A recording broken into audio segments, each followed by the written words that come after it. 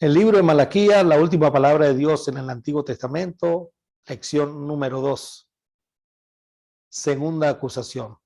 En la primera acusación, la semana pasada, hermanos, estudiamos acerca de la duda que tuvo el pueblo hebreo o el pueblo judío acerca del amor de Dios.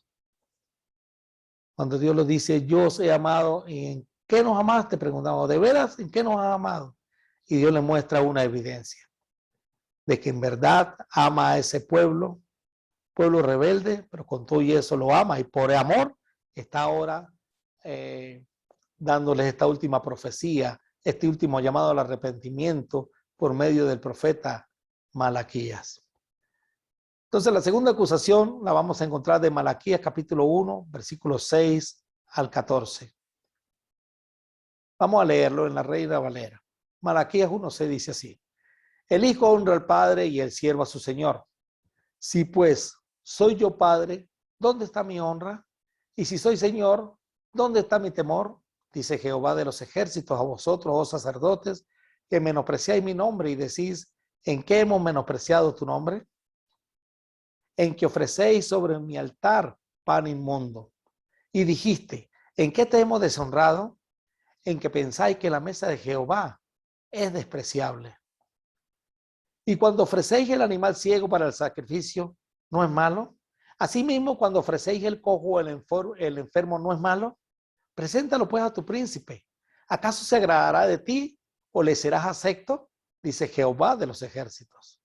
Ahora pues, orad por el favor de Dios para que tenga piedad de nosotros.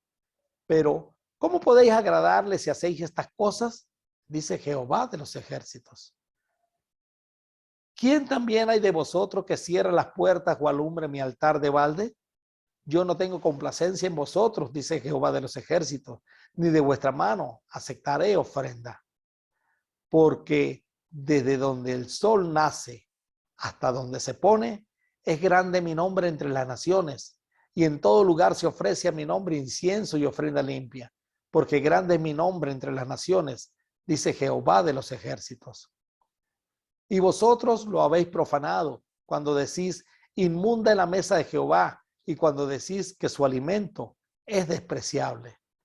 Además, habéis dicho, oh, qué fastidio es esto, y me despreciáis, dice Jehová de los ejércitos, y trajiste lo hurtado, o lo cojo, o lo enfermo, y presentaste y ofrenda. ¿Aceptaré yo eso de vuestra mano? Dice Jehová. Maldito el que engaña, el que teniendo machos en su rebaño, promete y sacrifica a Jehová lo dañado. Porque yo soy gran rey, dice Jehová de los ejércitos, y mi nombre es temible entre las naciones. La segunda amonestación, hermanos, en esta oportunidad va dirigida hacia el liderazgo, hacia los sacerdotes. Ellos menospreciaban el nombre de Dios. El hijo honra al padre y el siervo a su señor. Si pues soy yo padre, ¿dónde está mi honra? Y si soy señor, ¿dónde está mi temor? Dice Jehová de los ejércitos. A vosotros, oh sacerdotes, que menospreciáis mi nombre. Es interesante cómo el liderazgo en esta oportunidad son los que están menospreciando el nombre de Dios. Y el reclamo que hace Dios, el hijo honra al padre y el siervo a su señor. Si yo pues soy padre, ¿dónde está mi honra? Y si soy señor, ¿dónde está mi temor? Le pregunta esto a los sacerdotes que menosprecian su nombre. Recordemos que menospreciar es antónimo de apreciar. Menospreciar el nombre de Dios. Y quiero que vayamos y hagamos un poco historia acerca del nombre de Dios y la manera como ellos estaban menospreciándola. Tal vez esto nos pueda ayudar a entender un poco mejor lo que Dios les está pidiendo a esta gente. Los israelitas durante el tiempo del tabernáculo y del primer templo tenían un mandamiento. No tomarás el nombre de Jehová tu Dios en vano, porque no dará por inocente Jehová al que tomare su nombre en vano. No podían tomar el nombre de Jehová tu Dios en vano. La Biblia Kadosh, que es judío mesiánica, dice así: no usarás a la ligera el nombre de tu y aparecen unas letras ahí en hebreo que ya les voy a explicar un poquito. No usarás a la ligera el nombre de tu Elohim, porque no dejarás sin castigo a alguien que use su nombre a la ligera. Eso, estas letras que ustedes ven aquí, esto se llama tetragramatón. Esto es un tetragrama. 4 letras. Acuérdense que el hebreo se lee contrario a nosotros. Nosotros leemos de izquierda a derecha, el hebreo se lee de derecha a izquierda. Y estas 4 letras identificaban el nombre de Dios. Y ahorita vamos a hablar un poquito más del asunto. Lo primero que debemos hacer es que Dios no prohibió usar su nombre. Dios no prohibió usar su nombre. Dios lo que prohibió fue que usaran o tomaran el nombre de Dios en vano. O sea, no usar a la ligera el nombre de Dios. Eso fue lo que Dios hizo. No prohibió usar su nombre, sino que prohibió usarlo en forma vana, usarlo a la ligera. La Nueva Traducción Viviente dice: no hagas mal uso del nombre del Señor tu Dios. El Señor no te dejará sin castigo si usas mal su nombre. Ahora ustedes pueden fijarse aquí algo interesante en estos 3 versículos. La Reina Valera dice: no tomarás el nombre de Jehová tu Dios en vano. La K2: no usarás a la ligera el nombre de tú, y aparece el nombre de Dios en hebreo. ¿Verdad? Este es el Yihá-Bihá. De tu Yihá-Bihá Elohim, porque el nombre de Dios no dejarán sin castigo al que use su nombre a la ligera. Y la Nueva Traducción dice: no haga mal uso del nombre del Señor tu Dios. Y uno se puede preguntar por qué donde aparece el nombre de Jehová en la Reina Valera, aparece Señor en la Nueva Traducción Viviente, y aparece el tetragramatón o el tetragrama en la versión K2, y en algunas versiones católicas aparece el nombre de Yahvé. Los hebreos no pronunciaban el nombre de Dios por respeto y por temor a que se blasfeme. En su lugar, ellos usaban el tetragrama Yihá-Bihá o las letras YHWH, que no tiene traducción ni pronunciación, o las palabras, o usaban también las palabras Adonai o Elohim. Y quiero explicarles un poquito de esto, de lo poco que yo conozco al respecto. Quiero compartirlo.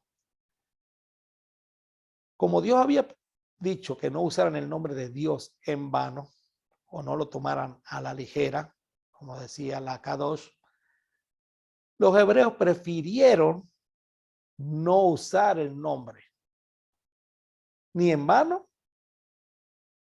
ni en manera correcta. Ellos prefirieron no usarlo más.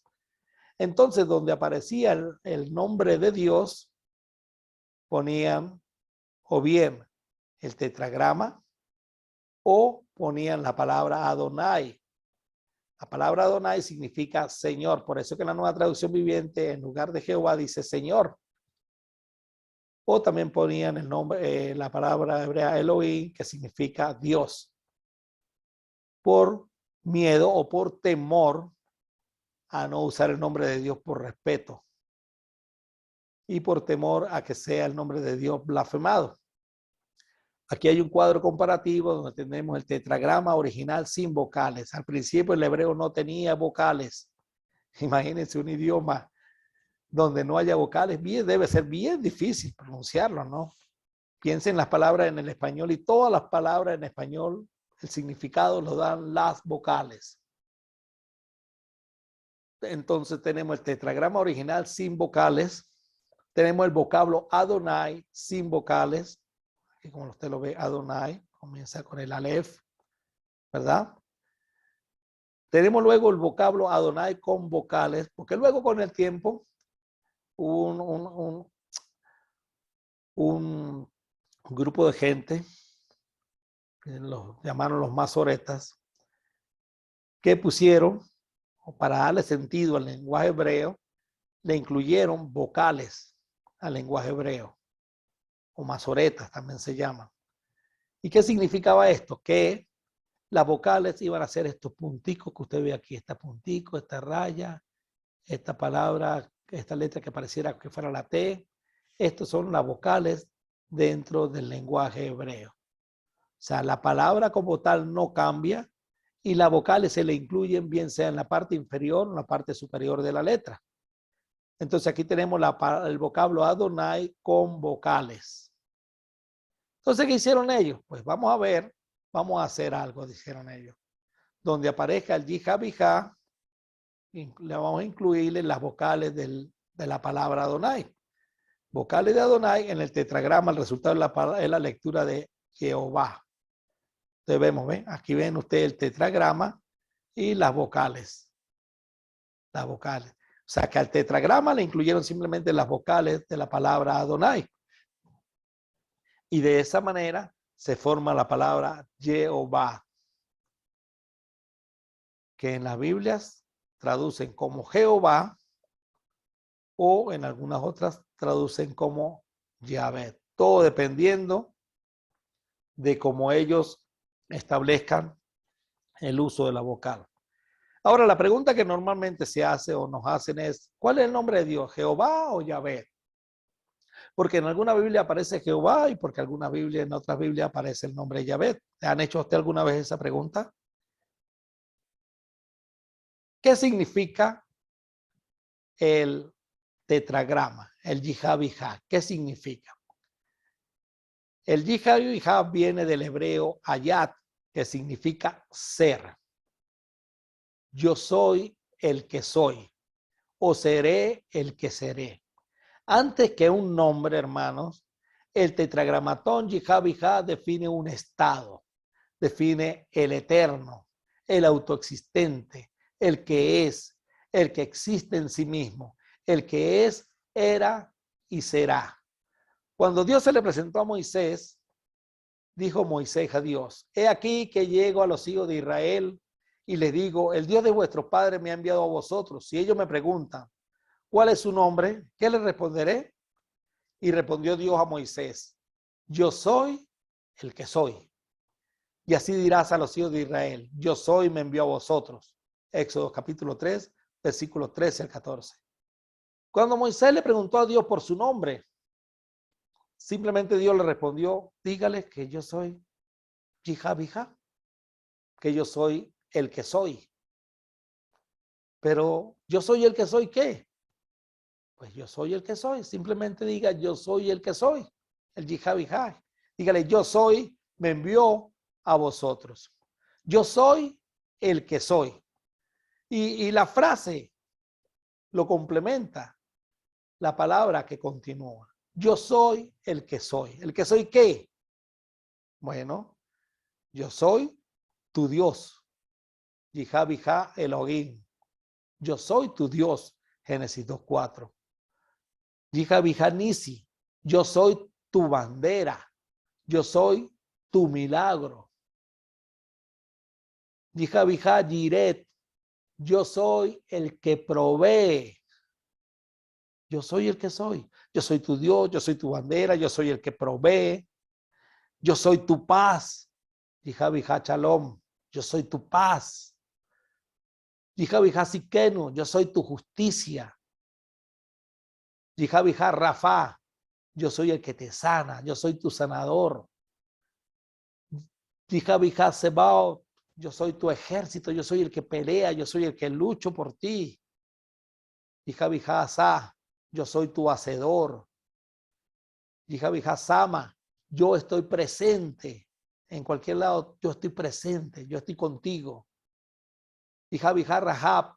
Yo soy tu pastor. Entonces, cuando se le preguntó, yo soy el que soy, ¿qué eres tú? O sea, yo soy el que soy, dile, yo soy, te envió. Ah, pero yo soy ¿el que soy qué? Pues yo soy tu Dios. Cuando tú me necesites, yo soy tu Dios. Si tu necesidad es un milagro, yo soy tu milagro, yo soy tu bandera. ¿Cuál es tu necesidad? Provisión. Yo soy Jireh. Yo soy tu provisión. Yo soy el que provee. ¿Qué necesitas? Paz. Yo soy tu paz. ¿Qué necesitas? Justicia. Yo soy tu justicia. Yo soy tu sanador. ¿Qué necesitas? Sanar. Yo soy tu sanador. estás angustiado, tienes una guerra. Yo soy tu ejército, yo peleo por ti. Recuerda que yo soy tu hacedor. Recuerda que yo estoy siempre presente y yo soy tu pastor. 10 nombres de Dios. Son muchos más, pero quería presentar este ejemplo. Yihá, Bijá, Kades, yo soy el que te santifica. Necesitas santidad. Yo soy tu santo, yo soy el que te santifica. Pero número 2, hermanos, es interesantísimo, porque es Yihá, Bijá, Techua. Yo soy tu salvación. Yo soy tu salvación. Y es hermosísimo esto porque de la palabra del tetragramatón ya salen las partículas ya, de Techua sale Chua, Yachua. ¿Me suena? Yachua o Yeshua es el nombre del cual se deriva Josué, pero también se deriva el nombre Jesús en nuestro español. O sea que en hebreo el nombre de Jesús se puede pronunciar Yahshua o Yeshua en hebreo, y en griego Jesús, el nombre de Jesús. Entonces, ¿por qué le digo esto? Interesante, hermano. Primero, para que conozcan de dónde sale el nombre de Josué o el nombre de Jesús, Yahshua, Yahshua, y del griego Jesús, y de nuestro español Jesús. ¿Por qué le digo esto? Porque hay un movimiento ahorita donde incluso está llegando a la iglesia, un movimiento donde enseñan que hay que volver a las raíces hebreas. Es interesante estudiar el Antiguo Testamento. Si usted tiene la oportunidad de estudiar hebreo, estudie el hebreo. Es hermosísimo. Yo no sé hebreo, pero me parece interesante consultar una que otra el significado de las palabras hebreo, porque el hebreo, la palabra en hebreo tiene muchos significados. Póngale que tienen como 20 significados. Usted va a un diccionario hebreo-español y busca una palabra en hebreo y tiene como 20 significados en español. En griego también usted busca una palabra en griego y tiene como 10 u 8 significados en español. Pero por eso es que usted ve un Antiguo Testamento en hebreo y usted lo va a ver bien finito comparado con uno en español. Pero entonces este movimiento de las raíces hebreas quieren que nosotros casi que nos convirtamos en hebreo, y tampoco es así. Tampoco es así. Entonces quieren cambiar el nombre de Jesús. Donde están los ignarios, donde habrá el nombre de Jesús, decirle Yahshua. Y no está mal que usted sepa que el nombre de Dios es Yahshua, pero yo soy venezolano, usted boliviano, usted peruano, usted ecuatoriano, usted mexicano, nosotros somos españoles, somos de idioma español, hermano. Y el nombre del Salvador es Jesús. No, que es Yahshua, pues claro que es Yahshua, pero nosotros lo conocemos como Jesús. Así como Pablo le escribió a los corintios, Jesús. Pablo no le dijo a los corintios que el nombre de Dios era Yahshua, simplemente lo tradujo al español. No, que los nombres no tienen traducción. Son justificaciones que se usan para tratar de llevarnos a esto. Usted quiere llamarlo Yahshua, llámalo Yahshua. Si a usted le suena más elegante, hágalo. No está mal. Pero no haga que otros lo hagan. O sea, no es pecado llamar a Jesús, Jesús, o Jesús, o Yahshua. Lo importante, como dice Pablo en Filipenses, que en el nombre de Jesús, en el nombre de Jesús, o en el nombre de Yahshua se doble toda rodilla de lo que está arriba en el cielo o en la tierra. Entonces es la misma discusión que había en el Antiguo Testamento. ¿Cómo se pronuncia? ¿Jehová o Yahvé? Bueno, parece que es Yahvé. Hay muchos nombres que terminan en la partícula Yad. Malacayat, Malaquías, Malacayat, por ejemplo. Entonces, Malaquías la pronunciaba Malacayat, entonces termina en Yad. Por lo tanto, entonces la pronunciación del tetragrama es Yad. Yahvé. No es Jehová, sino Yahvé, pero no importa. Llámelo Yahvé, llámelo Jehová, llámelo Dios. No hay discusión. O sea, el punto no es cómo lo llamen. El punto no es cómo se llame Jesús, Yahshua, Josué, Jesús. El punto es que lo que significa, no menospreciar el nombre de Dios. Esta gente en el tiempo de Malaquías El reclamo que les hace Dios es que menospreciaban su nombre. Jesús nos enseña en el Padre Nuestro, santificado sea tu nombre, apartado sea tu nombre, consagrado sea tu nombre. Muy contrario a menospreciado sea tu nombre, que era lo que estaban haciendo en la época de Malaquías. Confesar el nombre del Señor Jesús, confesar el nombre de Dios, es lo relevante. La importancia que le demos a su nombre es lo relevante. No el cómo se pronuncie, no el cómo se menciona. Por conocimiento, por cultura general, por todo lo que usted quiera. Está bien, conozcámoslo de esta manera. Pero lo importante es apreciar, no menospreciar el nombre de Dios. Ahora los israelitas durante el tiempo del segundo templo, en el tiempo de Malaquías, Dios le dice, el hijo honra al padre y el siervo a su señor. Si pues soy yo padre, ¿dónde está mi honra? Si soy señor, ¿dónde está mi temor? Dice Jehová de los ejércitos a vosotros, oh sacerdotes, que menospreciáis mi nombre. Y decían que hemos menospreciado tu nombre. Es interesante, hermanos, porque esta segunda amonestación dada a los sacerdotes, en Malaquías Dios lo que le reclama es que su nombre está siendo menospreciado al no darle su honra y su señorío. Ese es el punto. ¿De qué vale que ellos supieran cuál es la pronunciación de Dios si no iban a menospreciar? ¿De qué vale que usted sepa que se puede llamar Jesús, Yahshua, Yeshua, Jesús, Jesus, en italiano, en francés, en alemán, no sé cómo será? ¿De qué vale que usted sepa cómo se pronuncia el nombre de Jesús si usted no le da la honra y su señorío? ¿Qué es lo que Dios está reclamando aquí? El mismo reclamo que hace Jesús. Jesús dice, ¿por qué me llamáis Señor, Señor, y no hacéis lo que yo digo? O sea, ¿de qué vale que yo le llame Señor y no le dé la honra, no le dé el respeto, de no hacer lo que Él dice? ¿De qué vale que en cualquier situación uno diga, como dicen muchas personas, ay Cristo bendito, ay Señor Jesús? Si no se hace lo que Él dice. Es la misma reclamación. ¿Dónde está la honra? ¿Dónde está? ¿Por qué me llamáis Señor, Señor, y no hacéis lo que yo digo? ¿Cómo se puede menospreciar y deshonrar el nombre de Dios? ¿Cómo se puede menospreciar y deshonrar el nombre de Dios? Y es interesante porque los del primer templo no usaban el nombre de Dios para no ofenderlo. Y en el segundo templo lo que hacían era menospreciarlo. ¿Cómo se puede menospreciar y deshonrar el nombre de Dios? Pues haciendo caso omiso de su palabra, como lo vamos a estudiar.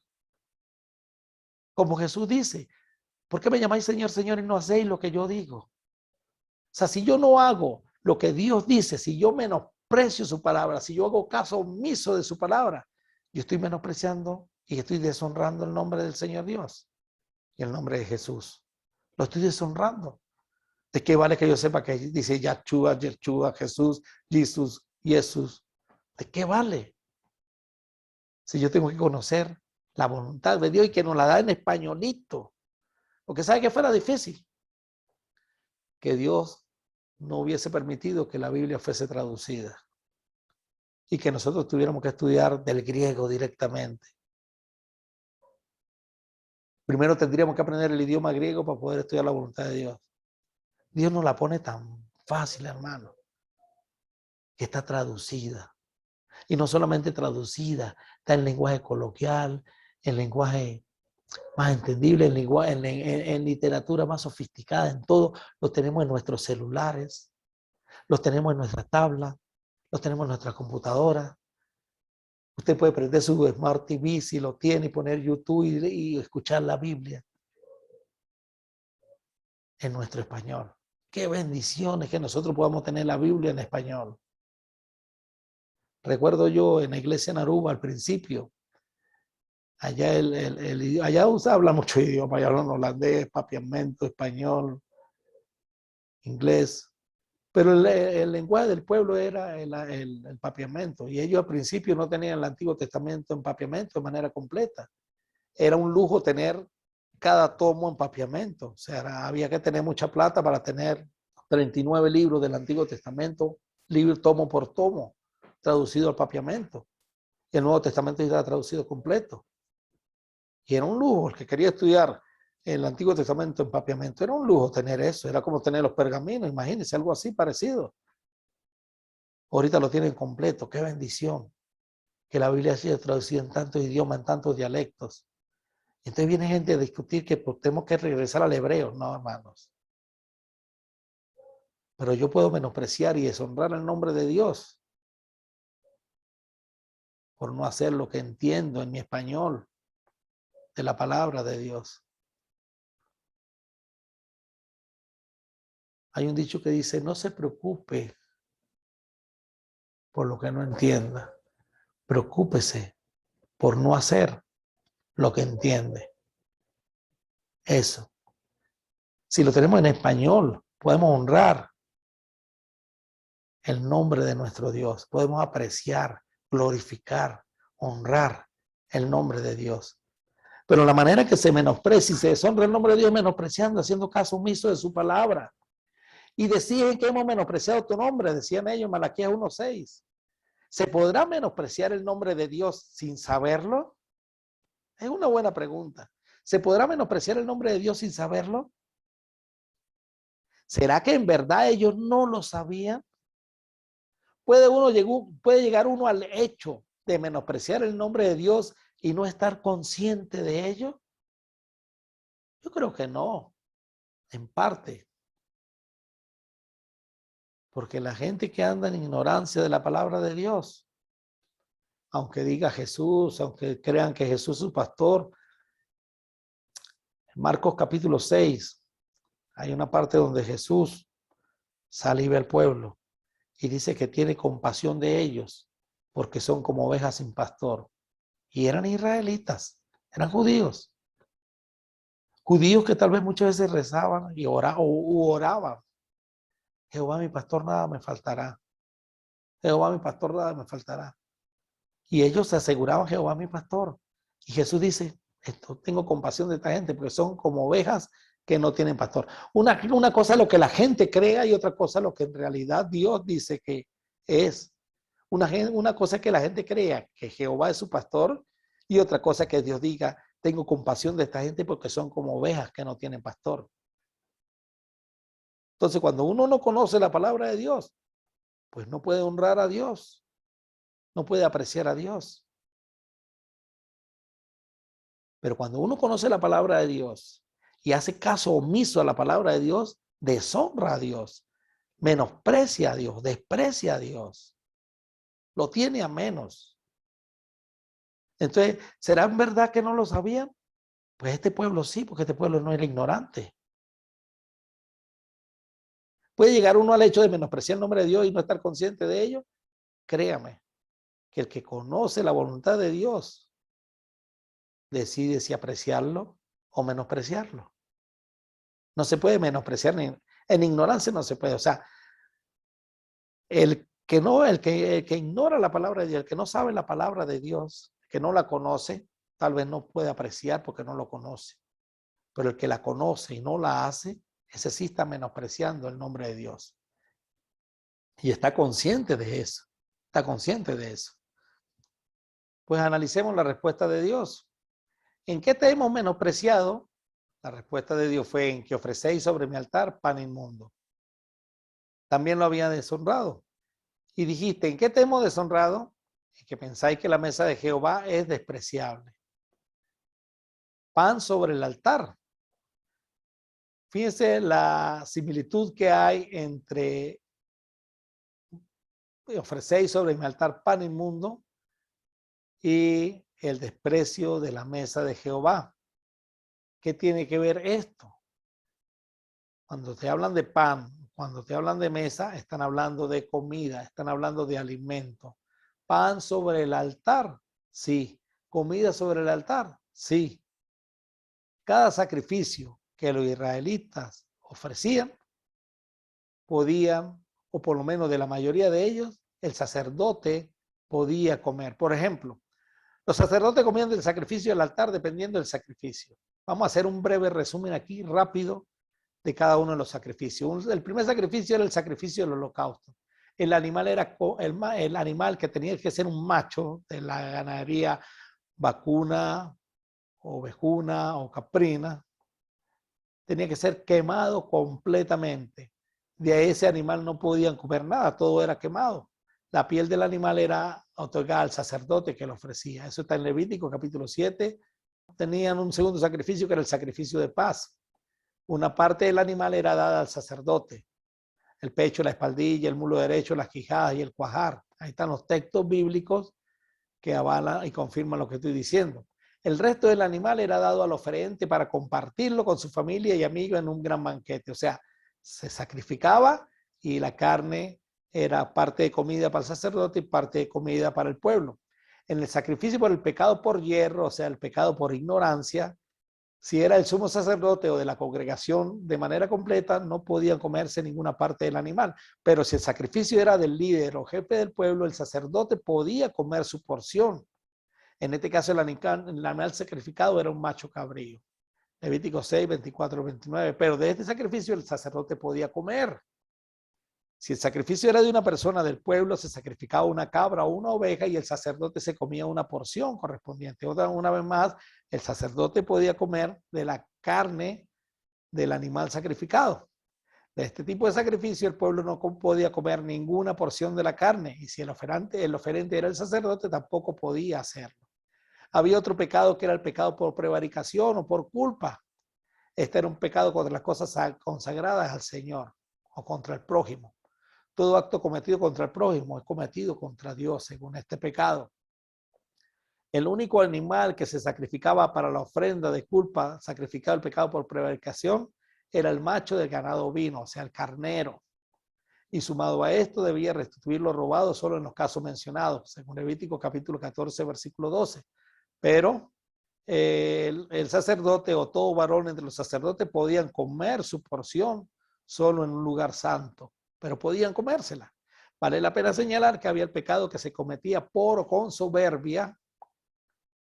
Este pecado no tenía ningún tipo de sacrificio de expiación, su sentencia era la muerte. Había un tipo de pecado como el adulterio, la homosexualidad, la blasfemia, la brujería, la adivinación, los hijos contumaces, la violación del día de reposo principio, que eran pecados que no tenían ningún tipo de ningún animal podía, la sangre de ningún animal podía expiar el pecado, ese tipo de pecado. Su sentencia era la pena de muerte, lapidación. Interesante, ¿verdad? Porque la sangre de Cristo hoy día perdona todo tipo de pecado. Según 1 Corintios 6, 9, en esa lista, 6, 9 al 11, en esa lista están muchos de los pecados que eran por soberbia, que no eran perdonados en el Antiguo Testamento. Como conocimiento, es interesante tener ese dato. Ahora bien, recordemos al sumo sacerdote Elí. Uno de los tantos pecados de los hijos de Elí fue violar la ley de lo que los sacerdotes podían comer. Vamos a leer 1 Samuel 2, 12 al 17. Ahora bien, los hijos de Elí eran unos sinvergüenzas que no le tenían respeto al Señor ni a sus obligaciones sacerdotales. Cada vez que alguien ofrecía un sacrificio, los hijos de Elí enviaban a un sirviente con un tenedor grande de 3 dientes, mientras la carne del animal sacrificado aún se cocía. El sirviente metía el tenedor en la olla y exigía que todo lo que sacara con el tenedor fuera entregado a los hijos de Elí. Así trataban a todos los israelitas que llegaban a Silo para adorar. Alguna vez el sirviente llegaba aún antes de que la grasa del animal fuera quemado sobre el altar. Imagínense, exigía carne cruda antes de que hubiera sido cocida para poder asarla. Todo esto violaba el sacrificio. Si el hombre que ofrecía el sacrificio respondía, toma todo lo que quieras, pero solo después de quemar la grasa, el sirviente insistía, no, dámela ahora o lo tomaré por la fuerza. Así que el pecado de estos jóvenes era muy serio ante los ojos del Señor, porque trataban las ofrendas, los sacrificios del Señor con desprecio. Entonces, esta gente también menospreciaba el nombre de Dios de esta manera. No era que el sacrificio, no era que el animal, los israelitas traían el animal y el animal era apto para el sacrificio. Lo que lo despreciaban la mesa del Señor era lo que hacían con la carne antes del durante el sacrificio. No esperaban que la grasa se quemara, no esperaban que la carne se cociera, sino que ellos querían tomarlo todo a la fuerza. Pero el animal era correcto, el animal era apto para el sacrificio. Los sacerdotes en la época de Malaquías, en la época del segundo templo, estaban cometiendo un pecado aún mayor que lo de los hijos de Elí. Dios dice, en que ofrecéis sobre mi altar pan inmundo. Voy a recapitular. Los israelitas o los sacerdotes en los tiempos de Elí no era que ofrecían pan inmundo, sino que ellos despreciaban la mesa del Señor porque no hacían el sacrificio de manera correcta. El animal era correcto, el sacrificio era incorrecto. En este caso, vamos a estudiar, el animal era incorrecto. En los días de Elí el pueblo sacrificaba conforme a la ley. Los sacerdotes eran los que violaban la ley. En la época de Malaquías el pueblo violaba la ley y los sacerdotes aceptaban este tipo de sacrificio. Fíjense lo que dice Malaquías 1:8. Y cuando ofrecéis el animal ciego para el sacrificio, ¿no es malo? Asimismo, cuando ofrecéis el cojo o el enfermo, ¿no es malo? Preséntalo pues a tu príncipe. ¿Acaso se agradará de ti o le serás acepto? Dice Jehová de los ejércitos. El animal tenía que ser sin defecto, hermanos. Tenía que cumplir con una serie de estatutos, entre ellos era que tenía que ser sin defecto.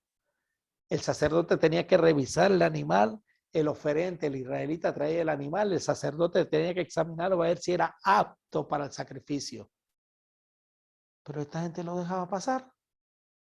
El mandato de Dios al ofrecer un sacrificio sobre el altar era que el animal, bien sea del ganado vacuno, caprino, ovejuno o aves, como las tórtolas, debían ser perfectos, sin ningún tipo de defecto. Y una de las funciones del sacerdote, como dije anteriormente, era velar y examinar el animal para que esto se cumpliera. De manera que el oferente traía el animal, el sacerdote era el encargado de revisarlo. Si un israelita traía un animal con algún defecto, el sacerdote tenía la responsabilidad y de declarar que no era apto para el sacrificio. Ese animal no era apto para el sacrificio. Al no hacerlo y recibir un animal defectuoso para el sacrificio, estaba menospreciando el nombre de Dios y faltándole el respeto, deshonrándolo, no mostrando ningún tipo de temor. Hacía despreciable la mesa del Señor. Se cuidaban de no mencionar el nombre de Dios para no hacerlo en vano, para no faltarle el respeto, pero lo hacían al momento de la adoración, al momento del sacrificio. Y al sacerdote aceptar el animal defectuoso, hacía que el oferente menospreciara también a Dios y lo deshonrara. De manera que podían tener el templo, podían tener el altar de los sacrificios, el altar del holocausto, el altar de incienso, y sin embargo, no adorar a Dios de manera correcta. Tal fue el menosprecio al altar y tanto fue el desagrado de Dios que siglos posteriores, en los llamados años del silencio, hermano, Dios permitió que los judíos sintieran lo que él estaba sintiendo. Un hombre llamado Antíoco IV, Antíoco Epifanes, descendiente de los seleucidas. Esto lo vamos a estudiar más adelante, lo voy a nombrar rapidito. Cuando Alejandro Magno, estamos hablando ya del imperio griego, muere, el imperio se divide en cuatro generales toman el poder. Seleuco, Ptolomeo, Lisímaco y Casandro. Lisímaco y Casandro pierden batallas en conjunto y quedan solamente el reino del norte y el reino del sur del imperio griego, el norte y el sur. El norte eran los seleucidas o también los antíocos y el sur eran los ptolomeos. Por eso que en Daniel encontramos mucha mención acerca de la batalla, de la guerra entre el norte y el sur, e Israel en el medio. Bueno, uno de los descendientes de los seleucidas, Antíoco IV, sacrificó no un animal defectuoso, sino uno impuro. Parece que fue una cerda, que es peor, un animal impuro, un cerdo. La humillación que sintió el pueblo judío fue en algo semejante a lo que Dios estaba viviendo en los tiempos de Malaquías. Y vamos a hablar un poco más de historia durante este curso de Malaquías. Ahora pues, orad por el favor de Dios para que tenga piedad de nosotros. Pero ¿cómo podéis agradarle si hacéis estas cosas? Dice Jehová de los ejércitos, Malaquías 1:9. En la Nueva Traducción Viviente dice, adelante, supliquen a Dios que sea misericordioso con ustedes. Pero cuando llevan esa clase de ofrendas a Él, ¿por qué debería tratarlos bien? Pregunta el Señor de los ejércitos celestiales. Y esto es una cosa importante de aprender, hermanos. Queremos nosotros suplicarle a Dios que sea misericordioso con nosotros y nos portamos a veces de manera desagradable a Él. ¿Por qué tiene que escucharnos? ¿Por qué tiene que tratarnos bien si nosotros no lo tratamos bien a Él? Deshonrando y menospreciando su nombre. ¿Cómo lo estaba haciendo esta gente? Habían menospreciado el nombre del Señor al sacrificar animales no aptos para el mismo. Habían deshonrado al Señor haciendo despreciable la mesa de Jehová. Es decir, al parecer ni ellos mismos comían la porción correspondiente al sacrificio, tal y como Dios lo había mandado. De ahí que Dios le dijera, llévesela a sus príncipes a ver si ellos la comen. Intente dar ese tipo de regalo al gobernador y vea qué contento se pone. Iban a comer animales defectuosos, hermanos. Deshonraban y menospreciaban la mesa del Señor. Y Dios le dice, ¿cómo quisiera que alguno de ustedes cerrara las puertas del templo? Esa es la solución que le da Dios. ¿Cómo quisiera que alguno de ustedes cerrara las puertas del templo para que esos sacrificios despreciables no fueran ofrecidos? No estoy nada contento con ustedes, dice el Señor de los ejércitos celestiales, y no aceptaré sus ofrendas. Las podrán quemar, pero no las voy a aceptar. No son aroma agradable para mí. Pero la solución de Dios dice, ¿cómo quisiera que alguno de ustedes cerrara las puertas del templo? Preferible que cierren las puertas, se acaba la adoración, a que me estén sacrificando animales impuros, defectuosos. Prefiero 1000 veces que alguno de ustedes cierre las puertas antes que me estén sacrificando, haciendo estos sacrificios despreciables, para que estos sacrificios despreciables no fueran ofrecidos. No estoy nada contento con usted, dice el Señor de los ejércitos celestiales, y no voy a aceptar sus ofrendas, no. Algunos de ustedes, el Señor sabe que no todos los sacerdotes son corruptos. Uno de ellos debía despertar, volver a escudriñar las escrituras y dejar el mal camino, tal y como lo hizo Josías. Ver qué es lo que agradaba a Dios.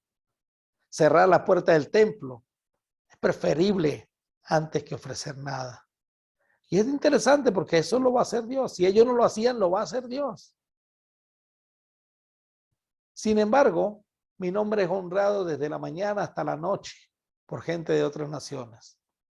En todo el mundo ofrecen incienso dulce y ofrendas puras en honor de mi nombre, pues mi nombre es grande entre las naciones, dice el Señor de los ejércitos celestiales.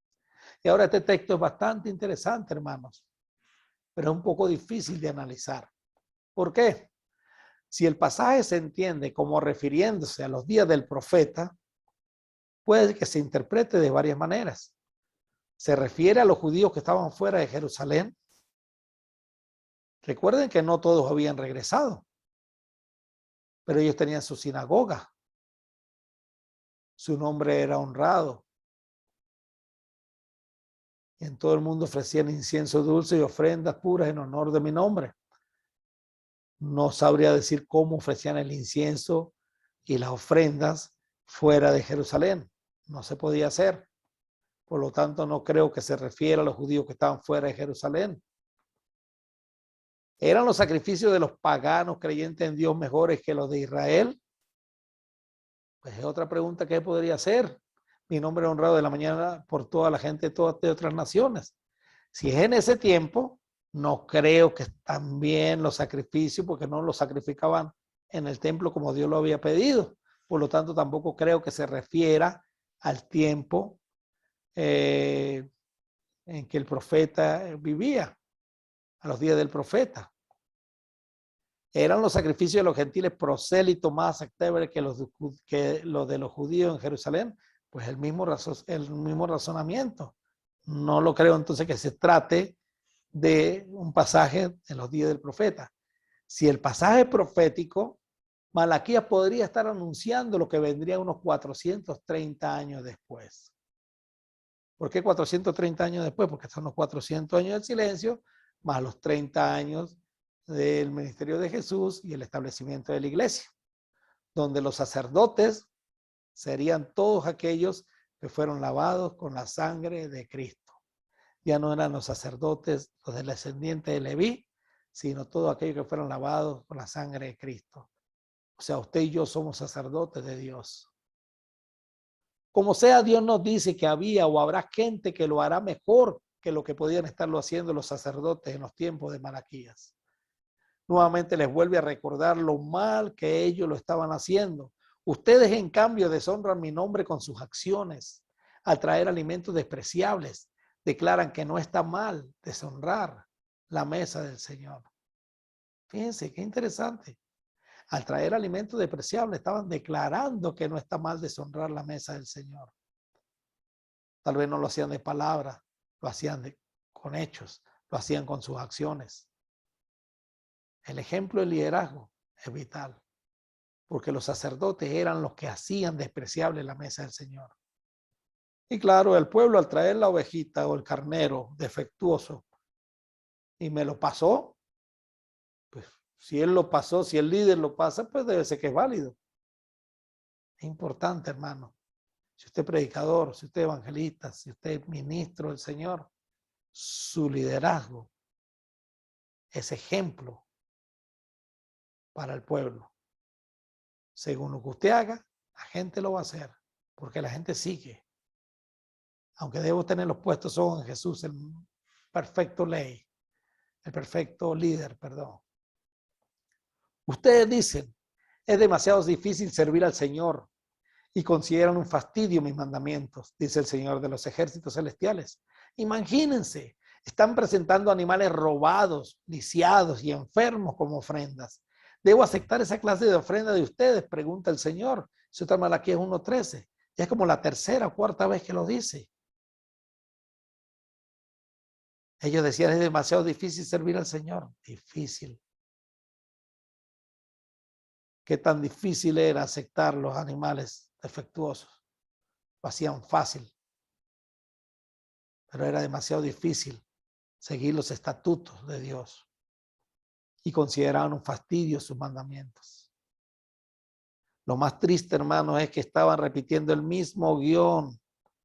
Una de las cosas por las cuales Dios los envió a la cautividad fue, fíjense este texto, pero la tierra será abandonada por ellos y gozará sus días de reposo, estando desierta a causa de ellos, y entonces se someterán al castigo de sus iniquidades, por cuanto menospreciaron mis ordenanzas y su alma tuvo fastidio de mis estatutos. Señor, en Levítico 26:43, en el monte de Sinaí, antes que pasara todo lo de los 5 castigos que hemos hablado, ya se los había dicho. ¿Saben qué? La tierra va a ser abandonada. Ustedes van a abandonar la tierra. Mientras que usted abandone la tierra va a gozar su día de reposo cuando esté desierta. Entonces se someterán al castigo de sus iniquidades, Babilonia, por cuanto menospreciaron mis ordenanzas y su alma tuvo fastidio en mis estatutos. ¿Por qué fueron para Babilonia? Porque menospreciaron su ordenanza y su alma tuvo fastidio en mis estatutos. ¿Por qué no querían servir al Señor con agrado? Porque consideraban los mandamientos de Dios un fastidio en el tiempo del cautiverio. Así es, hermanos. Antes y después. Antes y después, la misma actitud. ¿Acaso por ser demasiado difícil servir al Señor es una licencia para hacerlo mal? ¿Consideraban un fastidio los mandamientos de Dios? ¿Eran fastidiosos porque eran difíciles de cumplir? ¿O porque no les querían estudiar y hacer como Dios lo demandaba? ¿Por qué era fastidioso? Fastidio, matelá en hebreo. Qué fastidio, qué problema. Pasar trabajo, sufrimiento, trabajo. Eso significa fastidio en hebreo. El israelita recién salido de Egipto se fastidiaba por comer cada día maná. Y habló el pueblo contra Dios y contra Moisés. ¿Por qué nos hiciste subir de Egipto para que muramos en este desierto? Pues no hay pan ni agua y nuestra alma tiene fastidio de este pan tan liviano. ¿Qué trabajo tenía esa gente? Salir a recoger el pan que Dios les proveía a diario. De lunes a viernes. Del primero al sexto día. Una porción. Y el sexto día doble porción. Para la que cubría el séptimo.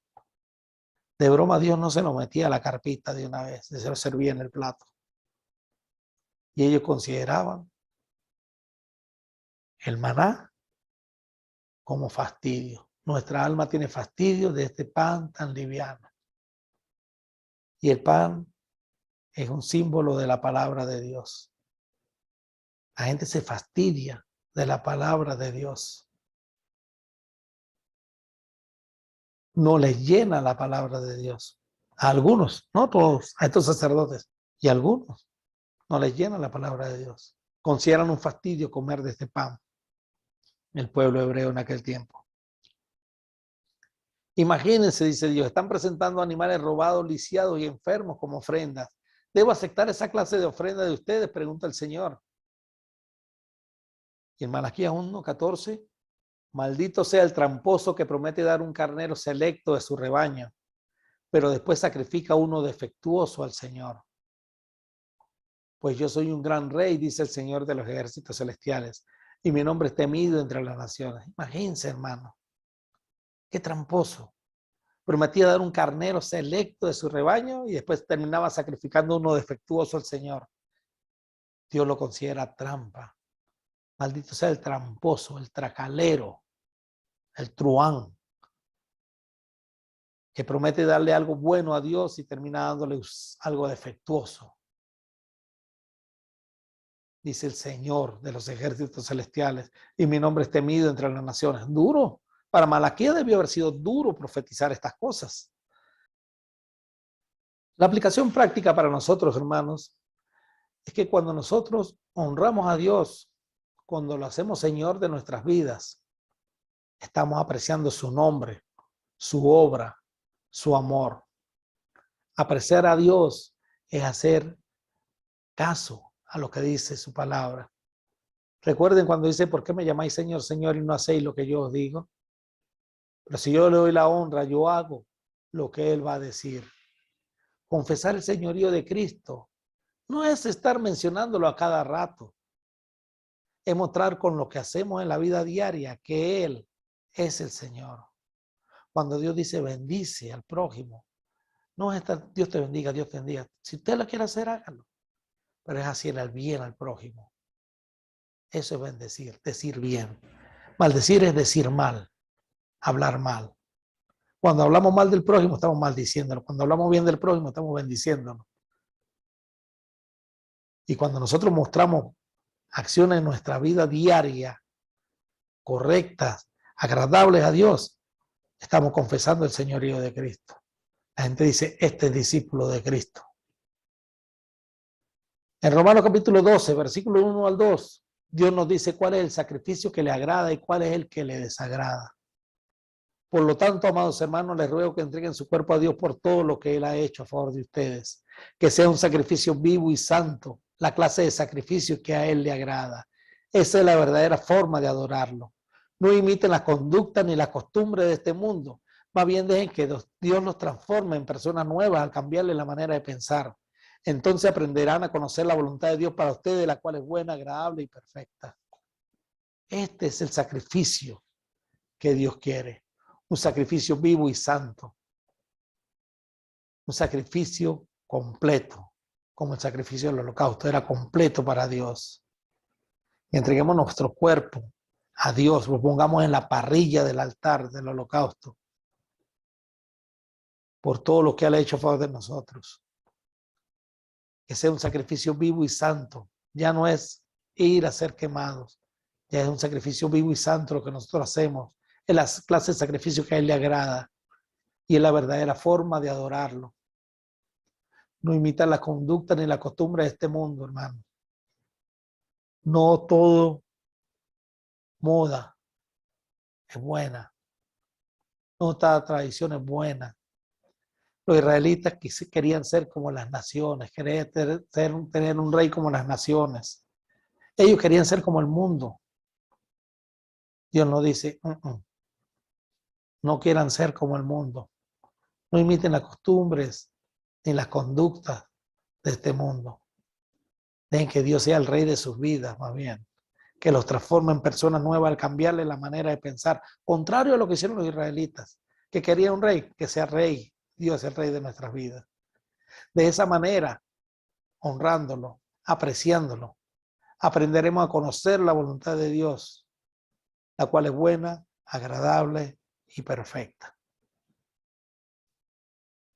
Bueno, mi hermano, esta es la lección que quería traerles para el día de hoy. Nos vemos Dios mediante el próximo sábado. Recuerden que tenemos cuestionario en línea. El hermano Ulises o el hermano Humberto les va a dar el link para que vayan respondiendo y repasen la lección del día de hoy. Que Dios me los bendiga, hermanos, me los cuide y muchas gracias por su atención.